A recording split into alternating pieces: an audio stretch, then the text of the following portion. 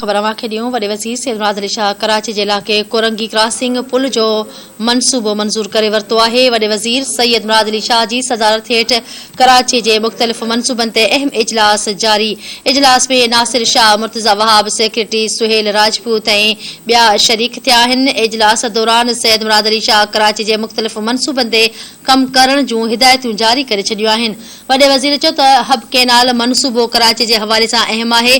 Canal जी बहाली सां गॾु हाइब्रिड पाइप लॻाए फिल्ट्रेशन प्लांट ताईं पहुचाइणो आहे। उन मौक़े ते सूबाई वज़ीर नासिर शाह चयो त हब कैनाल मनसूबो 14 बिलियन रुपयनि जो आहे। मनसूबो पीपी मोड ते कयो वेंदो। वॾे वज़ीर चयो त पीपी मोड ते देरि थी वई आहे। चाहियां थो त सिंध हुकूमत हब कैनाल जो मुआहिदो पाण करे ऐं मनसूबो 1 साल अंदरि मुकमल कयो वञे। आगाह कयूं पिया। वॾे वज़ीर सैयद मुराद अली शाह कराची जे इलाइक़े कोरंगी क्रॉसिंग पुल जो मनसूबो मंज़ूर करे वरितो आहे। वॾे वज़ीर सैयद मुराद अली शाह जी सदारत हेठि कराची जे मुख़्तलिफ़ मनसूबनि ते अहम इजलास जारी।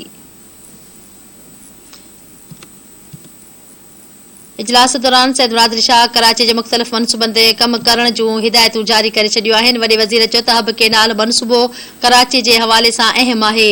कैनाल जी बहालीअ सां गॾु हाइब्रिड पाइप लॻाए फिल्ट्रेशन प्लांट ताईं पहुचाइणो आहे। उन मौक़े ते सूबाई वज़ीर नासिर शाह चयो त हब कैनाल मनसूबो 14 बिलियन रुपयनि जो आहे। मनसूबो पीपीपी ऐं मूड ते कयो वेंदो।